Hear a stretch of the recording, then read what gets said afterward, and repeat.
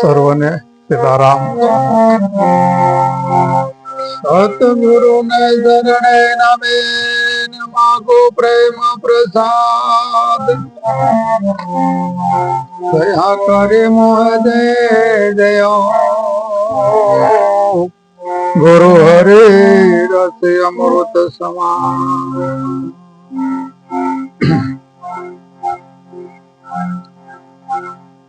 એવો અમને રે ઉમાવો માલા જારનો રે. એવો અમને રે ઉમાવો માલાને જારનો રે. રૂપાદે માલદે ને કહી રહ્યા છે ભજન વાણી ની અંદર કે હે અમને ઉમાવો રે માલાની ઝાર નો. ઝાર શબ્દ નું પાલન માલાદેએ કર્યું છે અને રૂપાદેને એનો ઉમાવો આવ્યો છે. એનો આનંદ, એની લહેર જે છે એ રૂપાદેને આવી. ગુઢ રહસ્ય શબ્દ છે. સમજદાર વ્યક્તિ માટે એ સમજાઈ જતા હોય છે.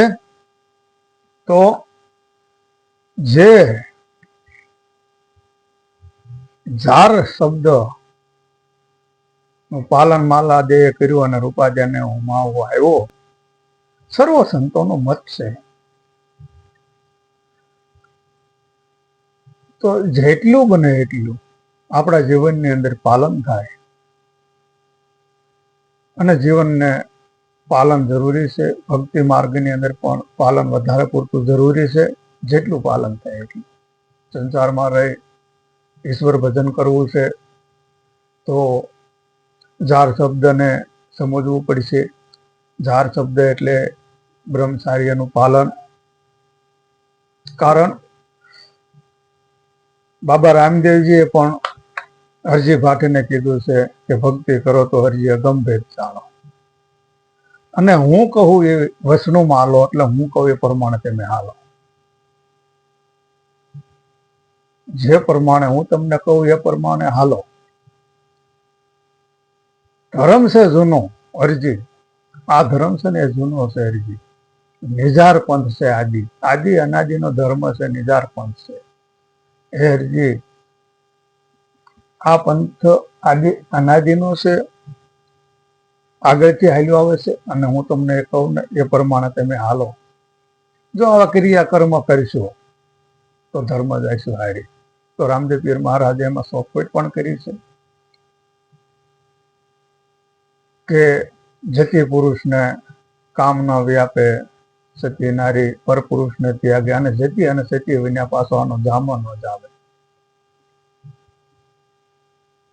રામદેવ પીર મહારાજે જે વાત કરી છે એ સંસારની અંદર રહે બને માણસને જીવન કેવું પવિત્ર બનાવવું, કેવું બને માણસને જીવન જીવવું.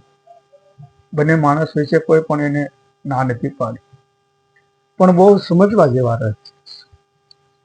કારણ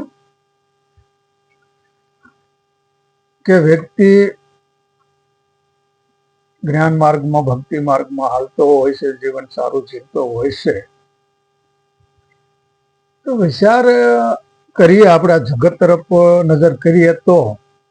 કારણ વ્યક્તિ કેટલી પ્રકારે ઝરી જાય છે તે વિશે. કારણ દ્રષ્ટિ છે, દ્રષ્ટિથી પણ ઝરી જાય છે, મનથી પણ ઝરી જાય છે. મન એટલે વિચાર. દ્રષ્ટિ ખરાબ થઈ હોય તો પણ એ ઝરી જાય છે. બ્રહ્મચાર્યનું પાલન બહુ પવિત્ર બતાવ્યું છે સંતો મહાપુરુષોએ. મનથી, વિચારથી, નજરથી, દ્રષ્ટિથી એટલે અને તનથી. જો સારા વિચાર, શુદ્ધ વિચાર, સત્સંગ, ભજન, કીર્તન, મનન સાધક કર્યા રાખે તો એ સાધક આનું પાલન કરી બતાવ્યું કહેવાય. કારણ કે દ્રષ્ટિ પવિત્ર કરવી પડશે. દૃષ્ટિ પવિત્ર થઈ ગઈ એટલે પાલન થઈ ગયું, અને વિચાર પવિત્ર થઈ ગયો એટલે પાલન થઈ ગયું.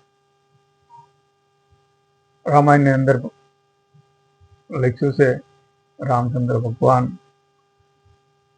તુલસીદાસ મહારાજ કહે છે કે એક નારી સદા બ્રહ્મચારી.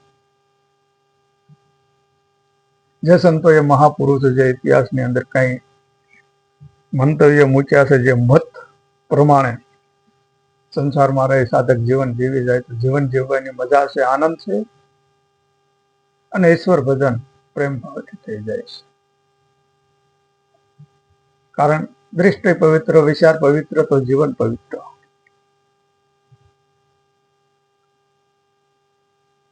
દારૂ ન પીવે, મટન ન ખાય, ખોટું ન કરે, ખરાબ ન કરે, અવળા રસ્તે ન હાલે, તો આ જગતમાં બીક કોઈની બીક નથી. ના ભાઈઓની, ના કુટુંબની, ના કાનૂનની. જે કાંઈ સંવિધાન બનાવેલું છે, કાનૂન, એ કાનૂનનું પાલન કરે છે. શાસ્ત્રનું સંવિધાન બનાવેલું છે એ પ્રમાણે પાલન કરે છે, તો એને બીક કોઈની છે નહીં. આટલું પાલન થઈ જાય એટલે પછી વ્યક્તિ ધીરે ધીરે નિર્ભય પદને પ્રાપ્ત કરી શકે છે. આવું સંતો મહાપુરુષો કહે છે. અને અમારા ગુરુ મહારાજ પણ આ વિશે ઘણી બધી વાત કરતા હતા. એટલે જેટલું પાલન થાય એટલું, જેટલું જીવન સરસ ને સારું બને એટલું જીવન સારું જેવી બને ત્યાં સુધી શ્વાસાની ગતિનું ભજન કરવું એ સર્વમાં શ્રેષ્ઠ છે. સર્વને સીતારામ.